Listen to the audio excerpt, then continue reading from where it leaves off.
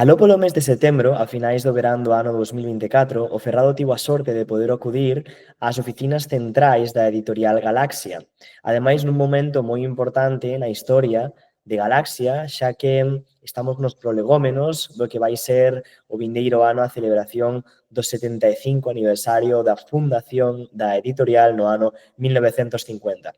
Ali tivemos unha moi abogosa conversa co presidente do Consello de Administración de Galaxia, o señor Antón Vidal Andión, no que estivemos tratando diversos temas. A inexistencia dun partido galeguista de dereitas dentro do que foi ese intento de Ramón Piñeiro de configurar a política galega a imaxe e semellanza do modelo alemán cun partido socialdemócrata que foi o PSG e un partido democristián, que nunca se deu por constituir, ese fracaso histórico de toda unha xeración a hora de intentar botar a andar a ese partido nacionalista de dereitas. Tamén tratamos, por suposto, o papel da Igrexa dentro da conformación da nación galega no século XXI. Por suposto, tamén falamos sobre a polémica escolla de outorgar as letras galegas do ano 2025 ás cantareiras. Falamos de quen podería ser o próximo gañador ou gañadora do ano 2026 e na transcripción da entrevista que poderedes atopar na nosa páxina web oferrado.gal. Desde o Ferrado seguiremos traballando para traervos a voz dun pobo, a voz dunha xeración, a voz dunha mocidade desde o país e desde a emigración. Máis que ler. Imos comezar entón co bloque de lingua, que é o primeiro dos bloques que temos preparados. Gustaríanos comezar cunha pregunta relacionada coas letras galegas. Xa sabemos para quen vai ser dedicado o Día das Letras Galegas 2025, que vai ser o Cancioneiro Popular Galego, personificado nas cantareiras Adolfina e Rosa Casas Rama, Eva Castiñeira, Prudencia e Asunción Garrido Meixende e Manuela Lema Villar. A decisión suscitou unha gran polémica, chegando Francisco Castro, exdirector desta casa, da editorial Galaxia, até o ano 2023, a publicar un artigo na Voz de Galicia titulado A Real Academia trabucouse, criticando a escolla de entregarlle o Día das Letras ao Cancioneiro Popular Galego. E queríamos saber que opinión lle xera a vostede esta escolla por parte da Academia. A mí de inicio sorprendeu polas circunstancias non de quen era verdadeiramente a quen se lle iba a dedicar ou se dedicou, non? Sino que mudou totalmente a escolla da Academia, non? Parecía máis que nada que sempre era un premio que iba, pois, bueno, destinado a xente do mundo da literatura, non? Eu creo que é un gran acerto, máis que merecido, unha escolla para facernos reflexionar tamén, non? O sea, de que non só o mundo da literatura, digamos, entre virgoliñas, máis académica a que ten que estar presente. E continuando co bloque de lingua, sempre facemos esta pregunta a xente que entrevistamos, que ese o galego cometeu un erro a hora de escoller a súa normativa, e sobre todo que opinión lle merecen, máis especificamente, as correntes reintegracionistas, e sobre todo pois os 12 de Roma, persoas como Estraviz ou Montero Santalla. Un intento, como sabedes, de un acordo entre as dúas grandes posibilidades que se nos presentaban. Eu creo que hai que facer un paréntesis, isto algo pasou no País Vasco, co Batúa, non? Eles tiñan un problema máis gordo porque, como ben sabemos, o vasco é moi dialectal, non? Nos relativamente, filolóxicamente todo é moi discutible, pero eu creo que a estas alturas está bastante, non digo pacificado, porque sempre habrá esas tendencias, non? E logo sempre teremos esa circunstancia de valor ou de valores diante de Portugal, non? Xa entrando no tema máis editorial, vostede, outro día, vimos de ter unha reunión con Xosé Manuel Beiras. Chamaron a atención que falábamos do atraso económico de Galicia e comentarnos que no momento da súa publicación, ano 1972, a obra vendeu en 2 semanas máis de 2.000 exemplares. Cando hoxe en día os mellores escritores en lingua galega como Berta Dávila ou Ledicia Costas fan as súas mellores tiradas de edicións un máximo de 800.000 exemplares. Entón a pregunta que queremos facer é cal é o panorama editorial galego de hoxe en día e, sobre todo, comparativamente, esa análise? Estamos mellor hoxe ou a comezos da autonomía no ano 1981? Na miña perspectiva histórica, eu creo que estamos mellor en canto, primeiro, número de editoriais. Hai un gran número de escritores, sobre todo de escritoras, hai, digamos, un número de poboación que son lectores en galegos, pero, pola contra, tamén é certo que resulta difícil que, sobre todo, o alumnado, que temos hoxe en día a fortuna de que, polo menos, son educados, non digo en galego, pero si polo menos no coñecimento do que significa a lingua e a cultura, deixan de ser lectores. Pero eu desconfío, polo que se ve, sobre todo nos informes do gremio de libreiros e de editores, que iso está pasando en casi na xuventude, incluso en outras linguas, non peninsulares, non? Había moita maior inquedanza no tardo franquismo, o meu xeito de ver, hasta os anos 60, o 80% da poboación vivía no medio rural e eran prácticamente galego-falantes. Hoxe día invertiuse de tal maneira que o 80% da poboación vivimos no eixo atlántico.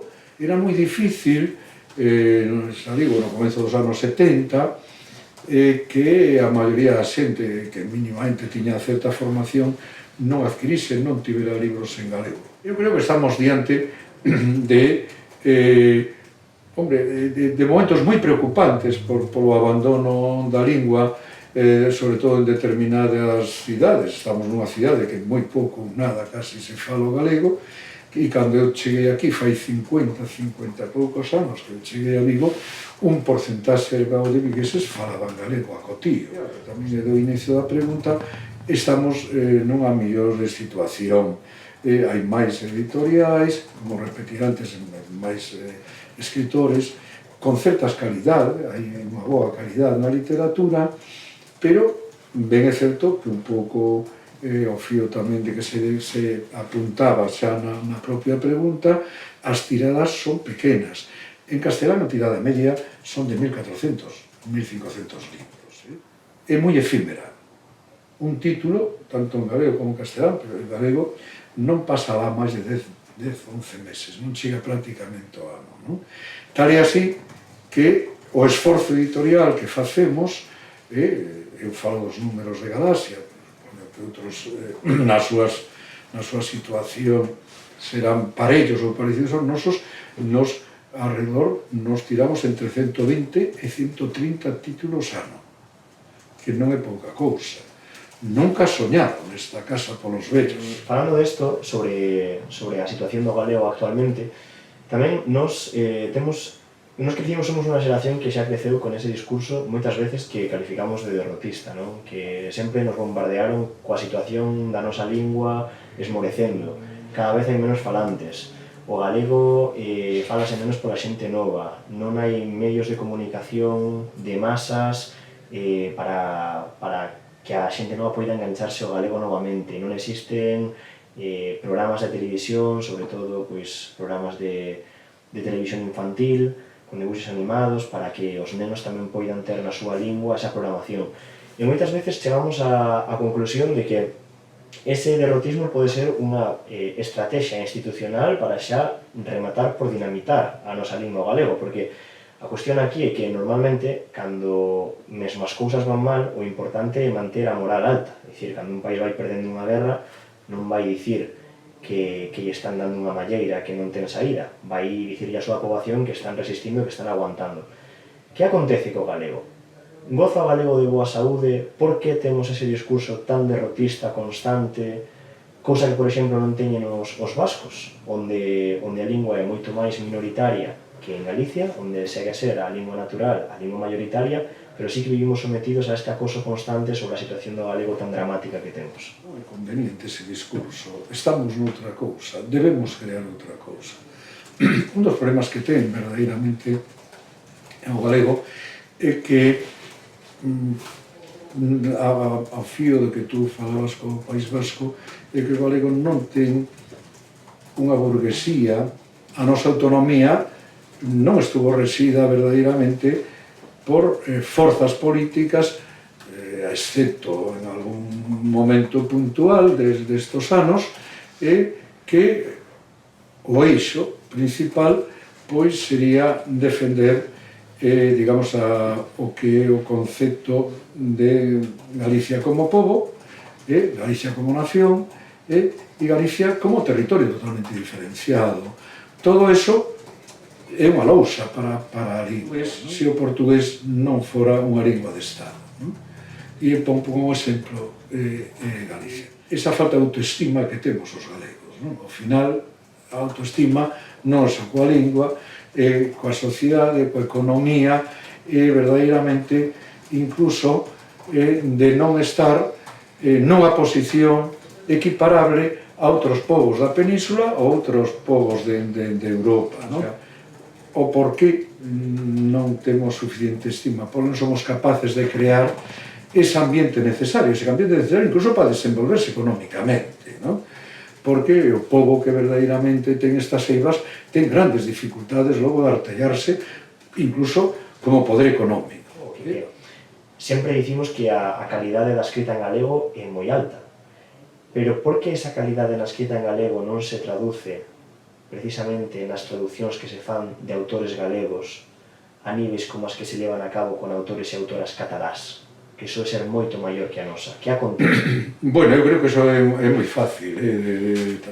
O que non podemos é deixar de pensar que Cataluña foi, por antonomasia, non só en castelán e en castellano, e que vai moi unido ao catalán, a base das grandes editoras peninsulares. E cando nace Galaxia no ano 50, prácticamente Galaxia era única, e así durante tempo, non fomos quen, en aquel momento, os momentos eran moi difíciles, de ter máis alá que unha editorial viable.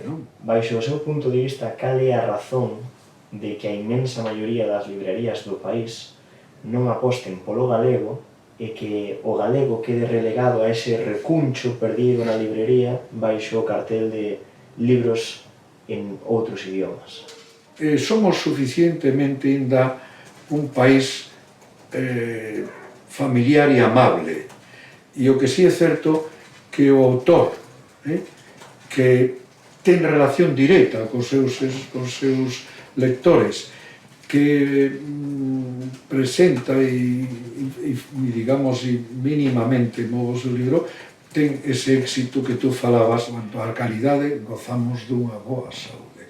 Temos algúns xa escritoras de 18, 19 anos que o fan ben. E mulleres máis que homes, mulleres máis que homes. Pois entramos no segundo bloque, pechamos lingua e comezamos con política. Hai uns meses, nesta casa, un colaborador do Ferrado, Sergio María, publicou unha biografía sobre Ramón Piñeiro. No libro debátese se Piñeiro foi un salvador da nación galega, o comprender que o eido cultural era o único refuxio que tiñamos no momento para preservar a cultura galega, ou se pola contra foi un traidor o renunciar ao combate político. Cal é a súa opinión sobre Ramón Piñeiro? Hai que retrotraerse ao ano 45, 1945, máis ou menos, non?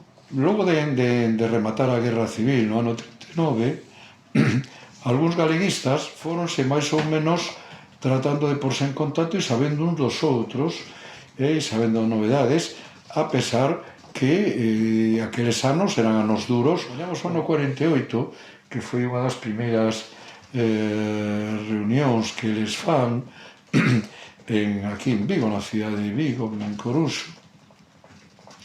Bueno, digamos, entre eles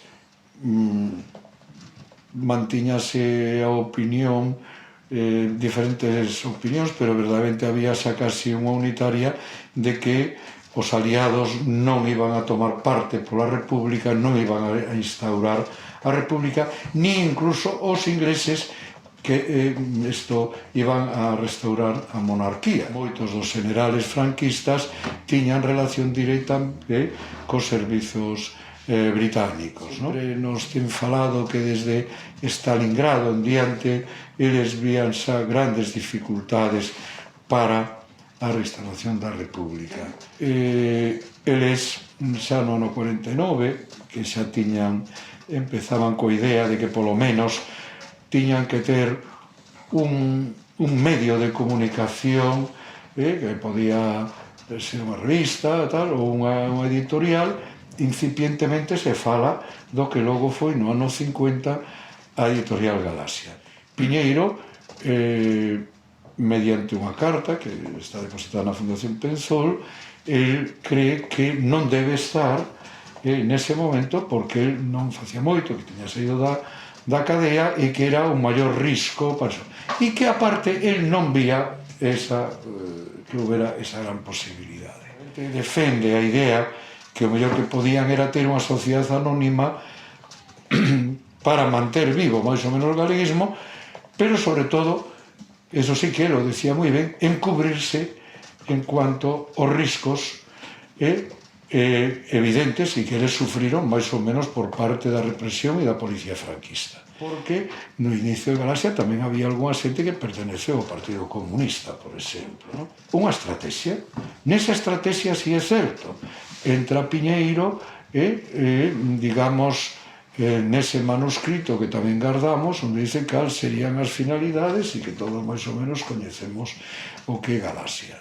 Todos aceptaron, e durante moito tempo aceptaron esa posibilidade de manterse na resistencia a través dunha mercantil, con algúns tipos de curiosidades. Algúns dos primeiros accionistas, algún alto funcionario, incluso franquista,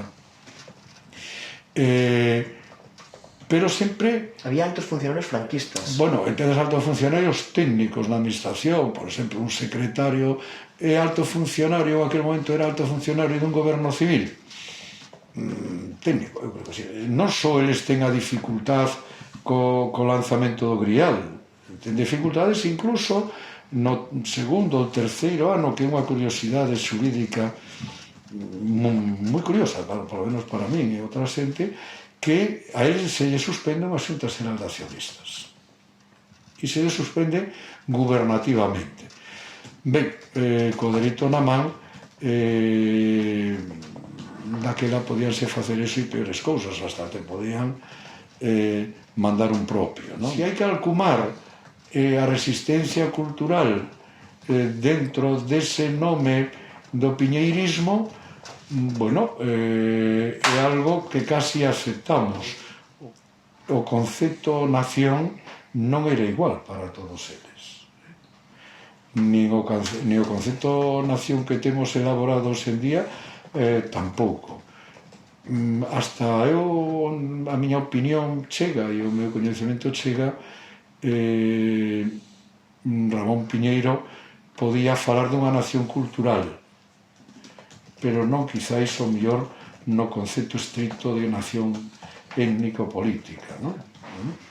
Ainda que el recoñecía o valor da lingua que estaba por riba deso e que iso conformaba tamén un ben nacional, el na praxis política quizáis non entendía o termo como podía entender Paco de Riego.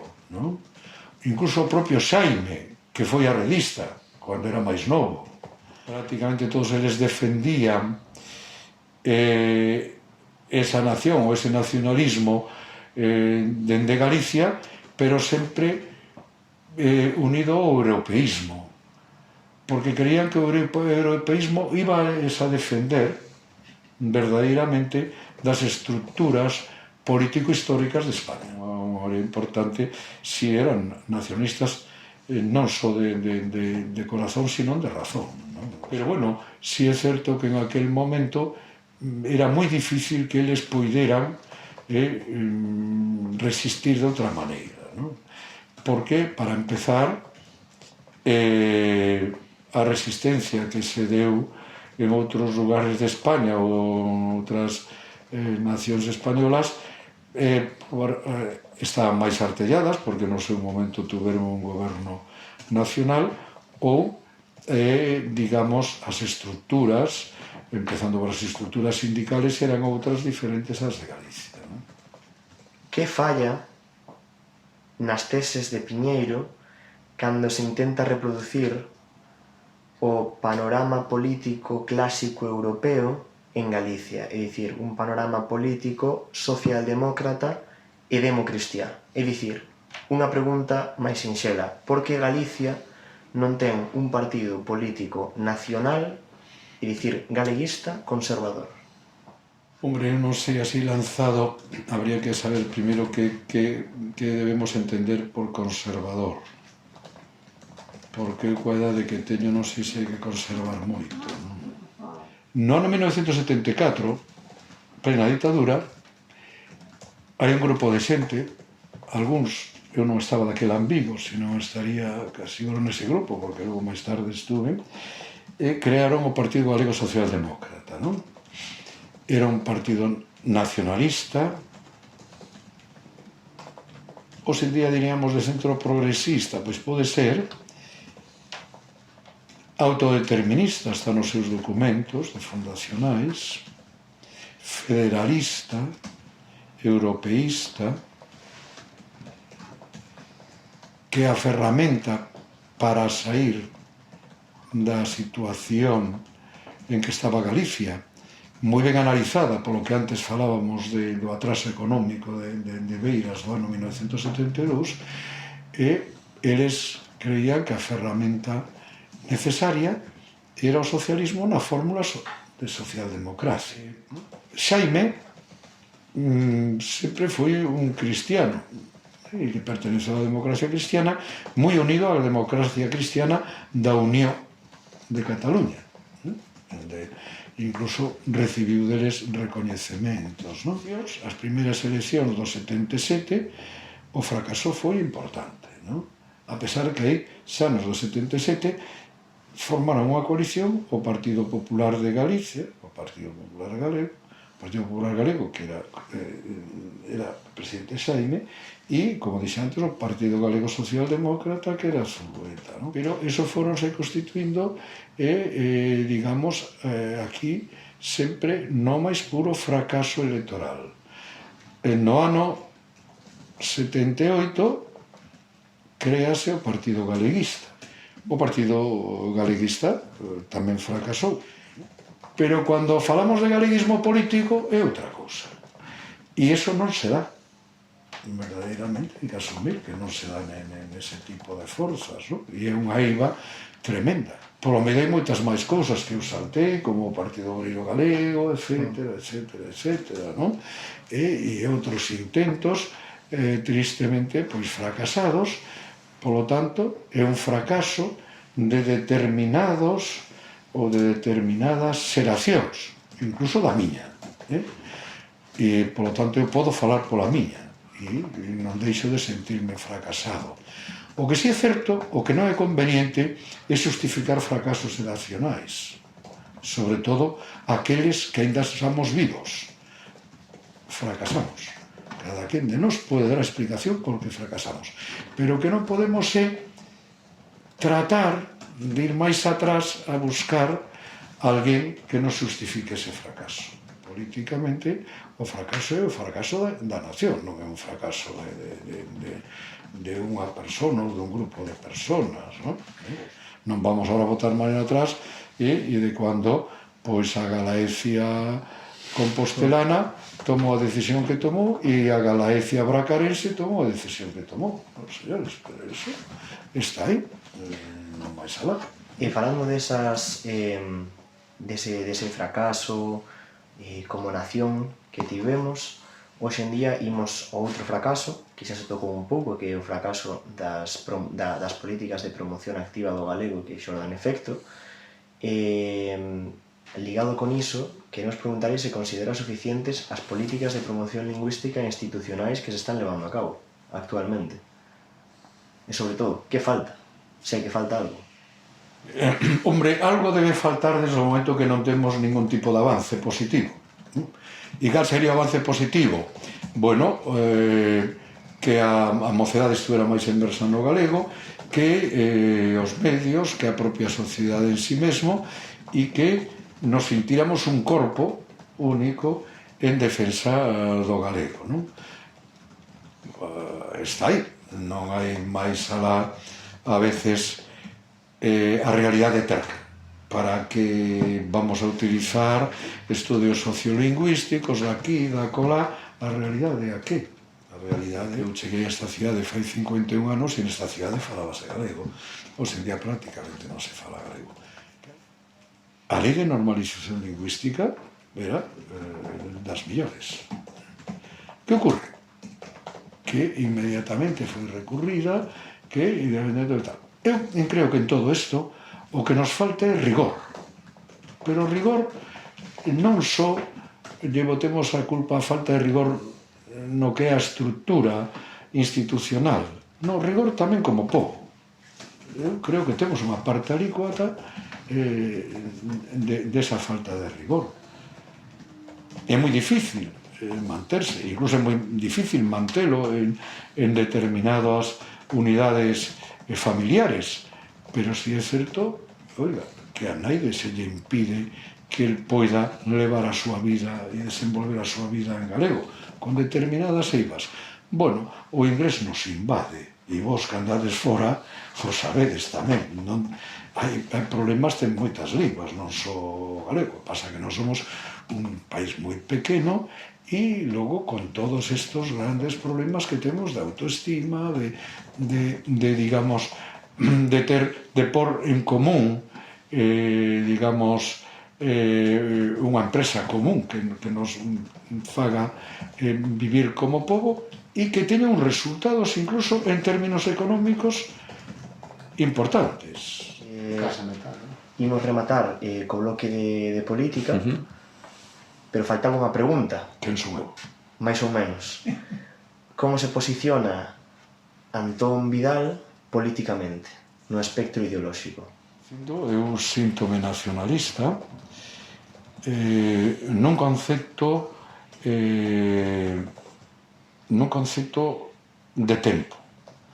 Non son o mismo nacionalista que cando tuve a fortuna de ter profesores naquel bello Instituto de Pontevedra, a hoxe en día que teñe outra perspectiva histórica e que de momento esta nosa país ou esta nosa nación está inmersa nun proceso de tipo xurídico-político diferenciado que é Europa. Unha das grandes definicións de nación era acuñar moneda, ou se ningún país europeo acuña moneda, acuñan a todos, pero hai unha moneda superior e hai un banco superior. Estou falando de cosas pederestes para chegar logo á conclusión do que debes ou do que é a nación galega hoxe en día. Tamén hai organismos que te aproban os teitos de gasto e emisión de débeda, etc. Queres dicir, hoxe en día, se aceptamos que formamos parte dunha supranacionalidade ou un supraestado que é a nación europea, o concepto de nación é diferente. Non significa que non é nación. O que pasa que é nación en cuanto a relación que poida manter dentro desa estrutura. Por lo tanto, eu afírmome como nacionalista. Pero como un nacionalista non só do século XXI, xa como un nacionalista desde mediados do século XX, teño razón, e veño defendendo eso, pero sempre mirando cara a Europa. Lembradesvos que eu, cando falei do Partido Galego Socialdemócrata, se falaba de autodeterminismo e de nacionalismo. Pasa que o concepto na praxis política é outro.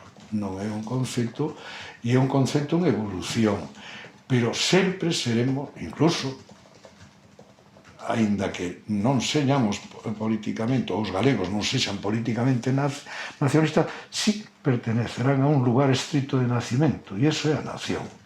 É unha nación cunha diferenciación xeográfica, cultural, idiomática e cunha historia de seu, cos seus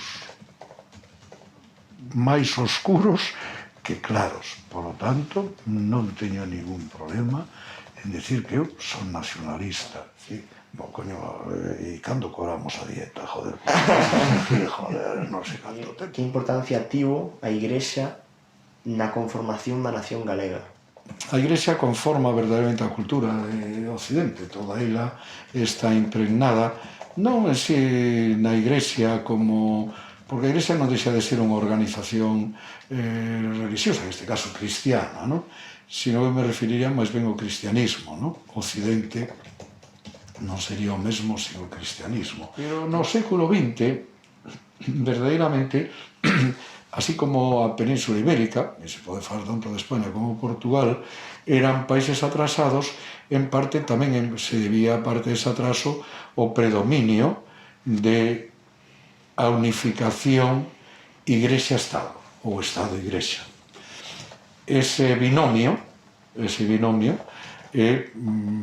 foi letal para a modernización tanto de Portugal como de España, pero de España sobre todo, e, tristemente, a actuación eclesial durante a República, bueno, pois escorouse hacia verdadeiramente e impregnou toda unha ideoloxía que se deu en chamar, ou podemos chamar, nacionalcatolicismo, que era representado na confusión Estado franquista e Igrexa española, non? O Concilio Vaticano II foi inasumible en concepto polo Estado franquista. A oposición que tratou de facer o que significou o concilio, que a gran, bueno, non só foi unha revolución no mundo católico, sino no mundo secular, non? Incidiu en todo. Pero daquela, digamos, sobre todo en dúas ou tres declaracións excepcionales e que chocaban totalmente coa Igrexa, ou sea, co Estado franquista, que era o recoñecemento da liberdade religiosa, a separación de Estado e Igrexa, e algo que aí entra o que debía ser a historia, en principio tráxica, logo non tanto, da Igrexa en Galicia, que é a inculturación da fe.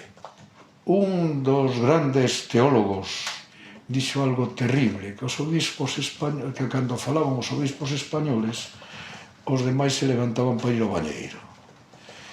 Pero, sin ir máis lenxe, o Tarancón, o home que axudou máis ou menos a transición española, falaba de que os bispos, el mesmo, dixo que nas primeiras dúas reunións nunca se enterou de nada do que estaba ali a pasar, polo que verdadeiramente eles tiñan, digamos, de carga co franquismo. Pensade que os bispos eran presentados polo xefe de Estado, que era unha das competencias que tiñan, digamos, impactado con Roma. E aquela declaración de texto de guerra cruzada, non? Contra unha cruzada de fe.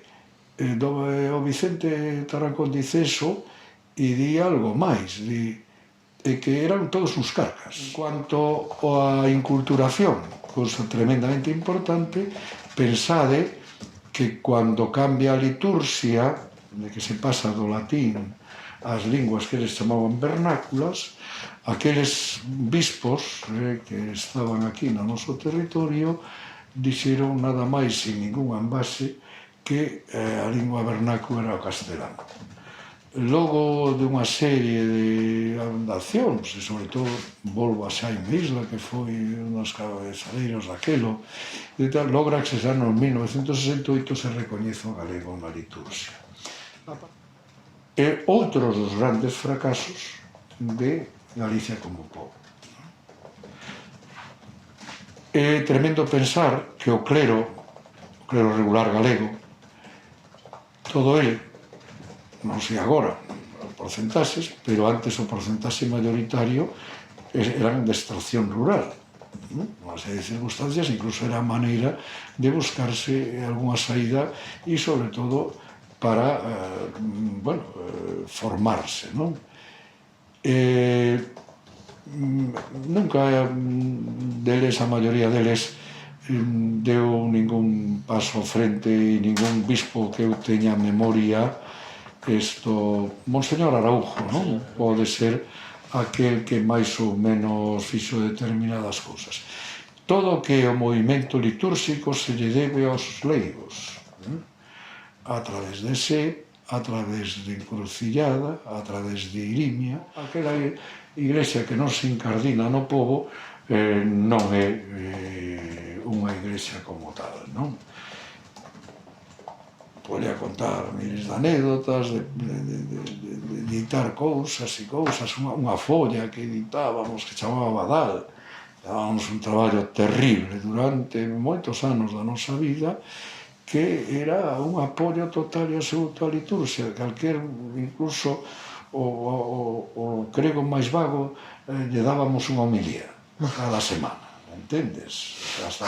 Pasa que supoño que non se atrevería con moitas delas porque igual estaba moi en contra de todos nós, non? Juan XXIII, que sabedes que chamaban el Papa Buono e que o nomearon porque era bello e lles deu un susto de la puñeta, que foi convocar o maior concilio que a humanidade tivo, non?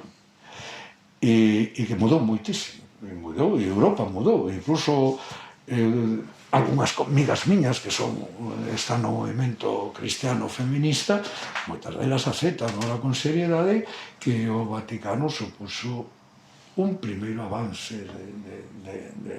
digamos do concepto de feminidade ou de religión feminizada ou feminidade religiosa, non?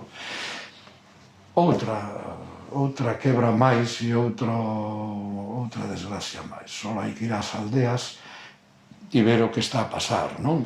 Un individuo fala no adro en galego, pero cando vai a falar con Deus non pode falar en zapatillas, que o dixo un bispo de Ourense. A Dios non se le habla en zapatillas.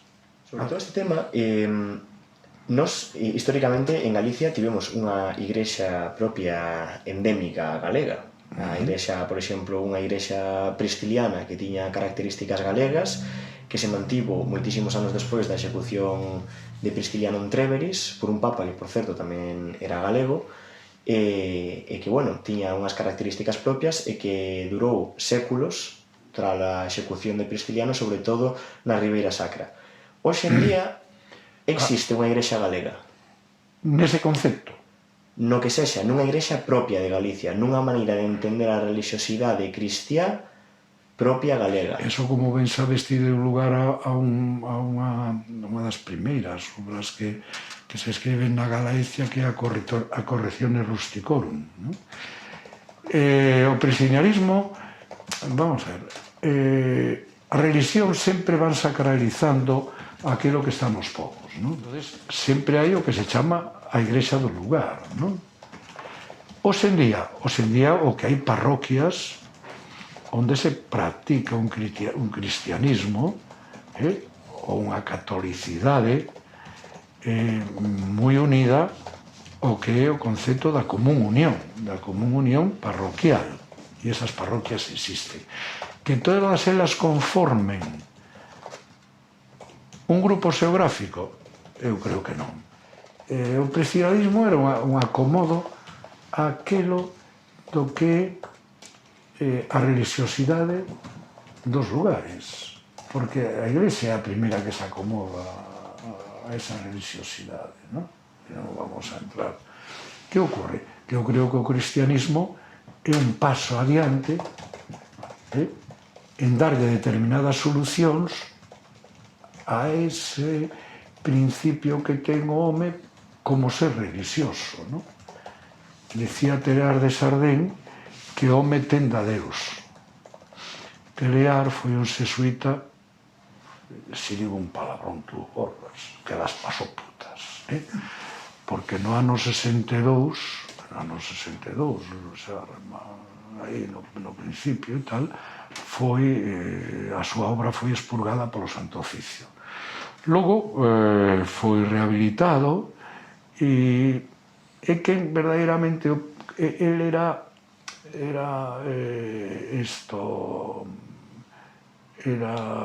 antropólogo e tiña moita relación a excavación de buscando os homos primitivos e cosas destas, e foi o primeiro que ayornou, que é verdade a palabra exacta, ayornou a Darwin o cristianismo. Ver un pouco cal é a ligazón que tivo a Igrexa Galega como movimento arredista patriótico galego. É dicir, persoas como Molcho Valcarce, Xesús Mato, a axuda que sabe que deu a Igrexa noiesa na clandestinidade da UPG militar e posteriormente o exército guerrilleiro do pobo galego ceibe, e tamén un pouco a influencia probablemente que tivo en todo iso o xurdimento da teoloxía da liberación e sobre todo os éxitos que colleitou en América Latina.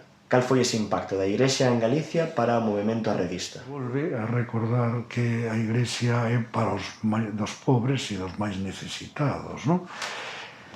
Bueno, todo ese movimento comportou non só en Galicia, sino en España, e algúns curas galegos que de nacencia, un dos grandes teóricos da teoría, Julio Lois, que o mellor non escoitastedes falar del, e que incluso, para min ten outro significado porque é coterráneo da miña xente. O pai de Julio Lois era de Cotobade e Julio Lois, a pesar de que era máis vello que eu, veraneaba en Carballedo, na aldea onde nace o meu pai, non? E é un dos grandes teóricos en España da teoría da liberación, non? Logo, en Galicia, todos estos que tes citado ti, hai grupos de curas obreros. Aquí en Vigo estaba Carballo, Francisco Carballo, que desde escoitado dele, Antón Gómez, da Vive, íntimo meu, Serafín, que agora non recordo, pero está moi morreu, que estaba, e para min, un home extraordinario que Bieito Santos. Nos anos 70, no tardo franquismo, cando eu chego a Vigo, me incorporo a un grupo que levaba un nome pomposo, que teremos que estudar eso exactamente, que era Comunidade de Vida Cristián Santiago Apóstol Nosa Señora da Guía. E nos reuníamos na Igrexa das Trinitarias e a partir de aí se formou un grupo de cregos, todos eles máis ou menos na mesma idea de todos nós, e aí houve moita relación. O padre Seixas, unha das cousas que facía era dar aulas de galego, cultura galega, e un dos seus pupilos foi Reboiras, Pepiño Redondela. Toda esa xente estaba nese grupo de Seixas, non tan en relación con nós, o sea, si con nós, digamos, en cuanto ideolóxicamente, pero non espiritualmente. Daquela, o que facía ese grupo era facerse notar no eido dos traballadores. Tiñamos unha conta de resistencia para axudar a aqueles que tiñan dificultades. Cando chegou, incluso xa casi na predemocracia, pero na democracia, viñeron os grandes reestructuracións navales, o noso grupo foi moi activo e tiñamos, digamos, relación con outros grupos galegos, incluso tamén a través dun movimento extraordinario que a Romaxe de Crentes Galegos, non sei se escoitastes a falar, que o sábado que ven xa cada vez menos iremos ali aos Arreaus a reunirnos en algo que no seu momento foi moi conflictivo para a autoridade eclesial. Os envíanos ten abandonados, supoño que aquelas ovellas descarriadas de cando empezou, este ano cumpre o 49 aniversario. Non estamos falando de pouca cousa en calquer movimento, E, bueno, lóxicamente, todos os que temos esta preocupacións deste tipo, deste eido, coñecemos o que é, digamos, as grandes versións da teoría da liberación, etcétera, etcétera. Moncho Valcárcel editamos un libro en Encrucillada magnífico, que é un libro onde el narra as vicisitudes da súa enfermedade, non? É algo edificante, non? O sea, a veces esa literatura premortem, non? É edificante para o ser humano porque ao final é o camiño, e sabemos que ese é o camiño do tránsito, non? Xaime Seixas, como era xesuita, non podía ter diñeiro de seu. Entonces necesitábamos manexar esa conta. Esa conta levaba Pepe Carballo. O sea, él encomendaba a Pepe Carballo e dicía, vai, pide, pois, viña al Carballo, e me dicemos Seixas que era tan persona. Eu lembro que unha das últimas cousas que fixemos era dun traballador da Ascón despedido, machacado. Tiña 3 fillos, e a saída que tivemos, vades a decir, oye, non tiñamos outra. E pagamos entre todos un traspaso dun bar, porque era o xeito de que el podía sobrevivir, non? E así foi, non? Logo Vieito, que levou Vieito Santos, acabamos de publicar un libro de conversas con el, publicámoslo en SEP, é maravilloso. Vieito, que moita xente é un gran descoñecido, Vieito hasta fai pouco, porque agora xa está malo e aparte de estar jubilado, el, cando leva a responsabilidade da Ascón, eu interveño técnicamente no conflito da Ascón, unha folga moi duradeira e de moito desgaste. Foi, en aquel momento era a folga de maior tempo aberta de España. Vieito conforma unha cooperativa, deixa a cooperativa porque ele, entre outras cousas, era ATS, volve ao hospital, pero logo, antes de subirarse e despois de subirarse, ele fai unha obra espléndida e maravillosa, que era enseñarlle un oficio aos inmigrantes. Entón, a moitos dos inmigrantes, sobre todo africanos, saben soldar gracias a Vieito Santos, que tamén se lle axudamos a comprar algún tipo de ferramenta e tal. Eso conforma verdadeiramente o que é a idea do que tú me preguntabas, desa filosofía, non? O sea, de preocuparse dos máis necesitados, non? Alfonso Zulueta, que este ano vamos a cumprir 100 anos, vamos a editar pronto un libro sobre él. Alfonso Zulueta, no ano 68, crea en honra a Juan 23 unha asociación que se chama en Pontevedra Juan 23, que se ocupa da xente, en aquel momento chamábase deficientes, etc. E no ano 90 crean unha fundación tutelar para aquelas persoas que tendo grandes eivas e sobre todo perden a familia, esa fundación fágase cargo delas, non? Eso de inicio, alguén saiu e dixe, bueno, e que hai? Conservar o qué? Os humanos pouco temos que conservar a estas alturas. Eu creo que hai que, vos sodes conservar o estrito e necesario, porque o resto que hai que cambiar, porque o sistema témonos que dar un novo sistema. Agora asistimos a que se nomearon un novo arcebispo de Compostela e tamén un bispo de Tui que parece ser que teñen perfis moi galeguistas. Entón, a pregunta é, hai algunha diócese que sexa especialmente galeguista? Eu creo que non. Para que houbera unha diócese galeguista había que ser aceptado verdadeiramente con ese rigor que eu falaba antes de cando falábamos da lingua galega e da normalización lingüística. Tería que ser o mismo rigor. Eu non sei se debedes por esta concesión miña de parte. A min non este bispo que ahora é emérito anterior me nomeou membro do sínodo diocesano de Tui Vigo. Unha das cousas que ali se aprobou foi que en cada parroquia houvese como mínimo a semana unha misa. Nunca se cumpliu. Nunca se cumpliu.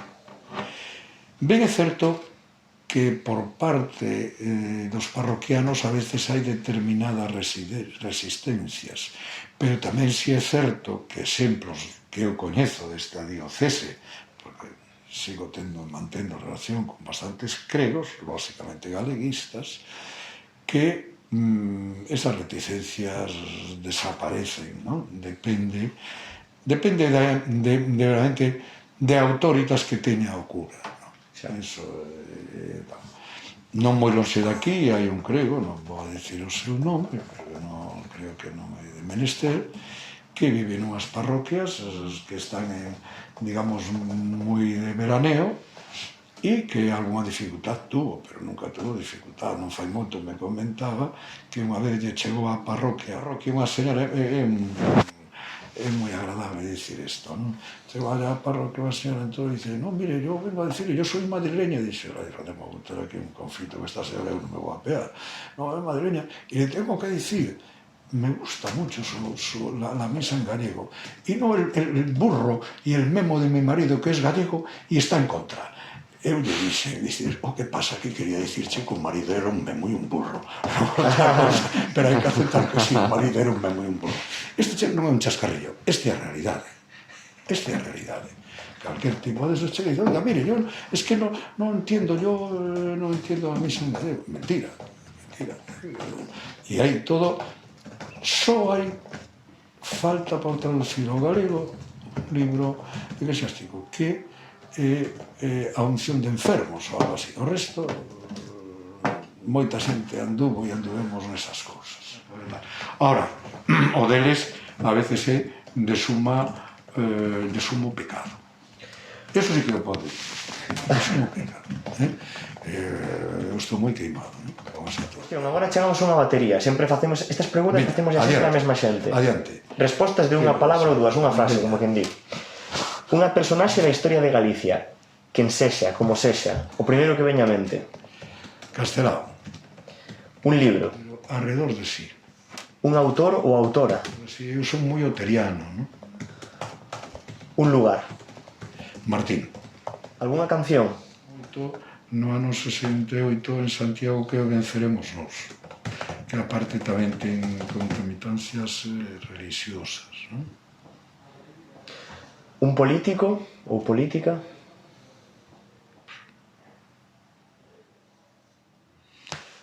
Que horror. Esa é unha resposta moi boa. Pois sí, esa é a resposta. Vai chegar, hoxe celebramos, bueno, hoxe non, este ano celebras o 75 aniversario de Galaxia. Chega aos 100? Como 100? Non, hombre, temos que calcular 100 primaveiras máis despois dos 75. E ten que chegar gracias a vos, os novos. Aí nos traballamos. E a última, esta a máis difícil de todas, eu creo. Día das Letras Galegas 2026 para... Pois eu creo que debe ser para unha muller. E non digo máis.